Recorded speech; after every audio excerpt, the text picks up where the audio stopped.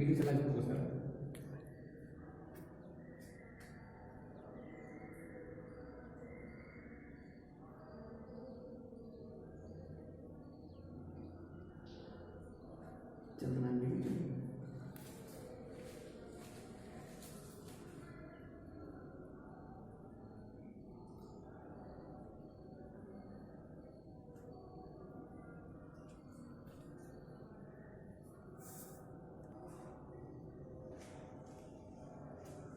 जैसा कि आप जानते हैं कि आज नया चैप्टर डी और एफ ब्लॉक के तत्वों के बारे में आज हम आपको बताने जा रहे हैं।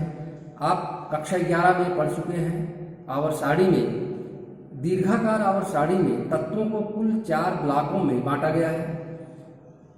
इन तत्वों को उनके उसमें पाए जाने वाले इलेक्ट्रॉन में जो अंतिम इलेक्ट्रॉन है उसमें भरने के आधार पर इसको 4 ब्लॉकों में बांटा गया है।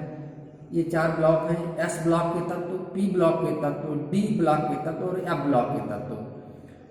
वे तत्व जिनमें अंतिम इलेक्ट्रॉन यस कोश में प्रवेश करता है, वाह्यतम कोश के यस कोश में प्रवेश करता है, एस ब्लॉक के तत्व कहलाता है। दीर्घाकार आवर्त सारणी के पहले और दूसरे वर्ग के तत्वों को एस ब्लॉक के अंतर्गत रखा गया है। इसी तरह से वे तत्व जिनका अंतिम इलेक्ट्रॉन या विभेदी इलेक्ट्रॉन वाह्यतम कोश के पी उपकोश में प्रवेश करता है, पी ब्लॉक के तत्व कहलाता है। इसमें पी ब्लॉक में समूह 13 से लेकर 18 तक के तत्वों को पी ब्लॉक में रखा गया है। तो इस प्रकार से पहले एस ब्लॉक के तत्व रखे गए हैं और अंतिम में पी ब्लॉक के तत्व रखे गए हैं।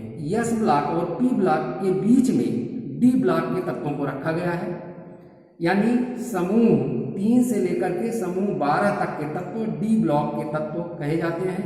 इन्हें क्योंकि ये एस ब्लॉक और पी ब्लॉक के मध्य में रखे गए हैं, इसलिए इन्हें संक्रमण तत्व या ट्रांजिशन एलिमेंट भी कहा जाता है।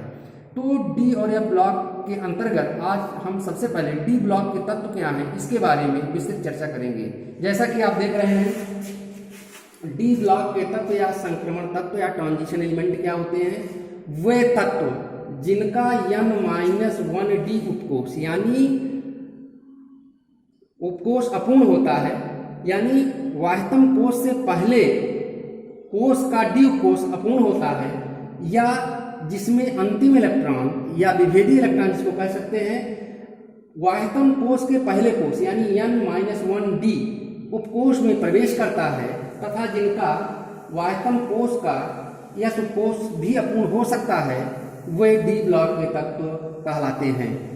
क्योंकि इन्हें दीर्घाकार आवर्त सारणी में एस ब्लॉक और पी ब्लॉक तत्वों के मध्य में रखा गया है, अतः इन्हें संक्रमण तत्व या ट्रांजिशन एलिमेंट भी कहा जाता है। सभी संक्रमण तत्व धातुएं हैं, यानी सभी संक्रमण तत्व धातु होती हैं, अतः ये तत्व संक्रमण धातुएं भी कहलाती हैं।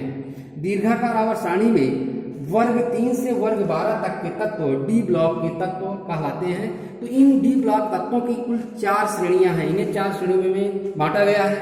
उसमें प्रवेश करने वाले इलेक्ट्रॉन डी उपकोष किस कोश के डी उपकोष प्रवेश कर रहे हैं, इसके आधार पर 4 श्रेणियों में बांटा गया है। पहला है प्रथम या 3D श्रेणी, जैसा कि नाम से पढ़ रहे हैं 3D, यानी कि इसमें विभेदी या अंतिम इलेक्ट्रॉन वाह्यतम कोश के पहले वाले कोश के 3D कोश में प्रवेश करता है। यानी इस श्रेणी की संक्रमण धातुओं में अंतिम इलेक्ट्रॉन 3D उपकोश में प्रवेश करता है और इनका सामान्य इलेक्ट्रॉनिक विन्यास 3D1 से 10, यानी डी कोश में पहले इलेक्ट्रॉन से लेकर 10वें इलेक्ट्रॉन तक प्रवेश कर सकते हैं। 3D1 से 10 और 4S1 से 2, यानी वाह्यतम कोश के यस कोश में 1 से 2 इलेक्ट्रॉन प्रवेश कर सकते हैं।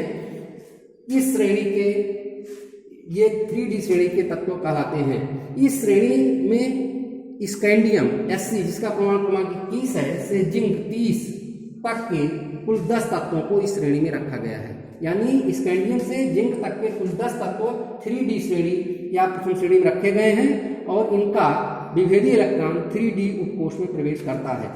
दूसरी श्रेणी है द्वितीय या 4D श्रेणी, नाम से 4D माने इसमें विभेदी इलेक्ट्रॉन 4D उपकोष में प्रवेश करेगा।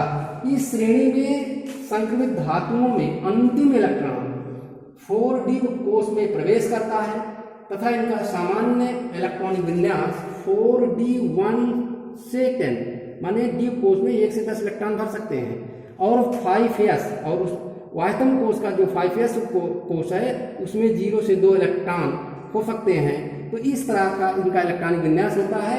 इस श्रेणी के अंतर्गत 39Y से कैडमियम 48Cd तक के कुल 10 तत्वों को रखा गया है, यानी इस श्रेणी में भी कुल 10 तत्व रखे गए हैं।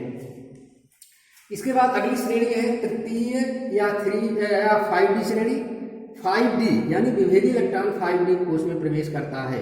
इस श्रेणी की संक्रमण धातुओं में अंतिम इलेक्ट्रॉन 5D कोष में प्रवेश करता है और इनका सामान्य इलेक्ट्रॉनिक विन्यास 5D1 to 10 यानी 5D कोष के में 1 से 10 इलेक्ट्रॉन प्रवेश कर सकते हैं, और 6s1 से 2 यानी वाह्यतम कोष के यस कोष में 1 से 2 इलेक्ट्रॉन प्रवेश कर सकते हैं।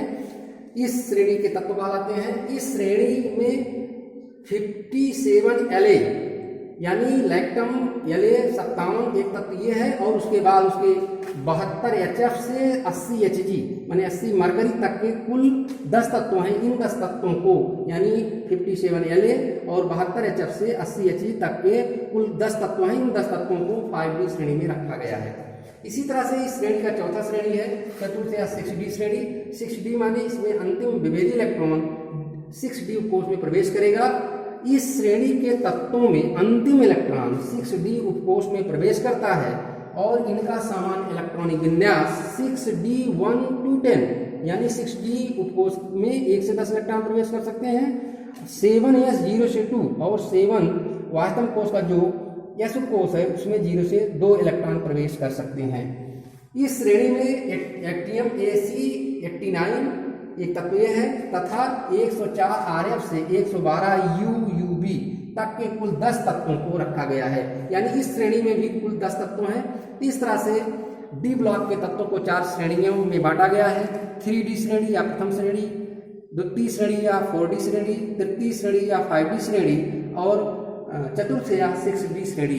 प्रत्येक श्रेणी में 10-10 तत्व रखे गए हैं और इस तरह से डी उपकोष को संक्रमण तत्व भी कहा जाता है। आज हम आपको संक्रमण तत्व या डी ब्लॉक के तत्व क्या हैं इसके बारे में आज विस्तृत बताया। कल आगे हम आपको इसके क्या लक्षण हैं इसके बारे में चर्चा करेंगे। धन्यवाद।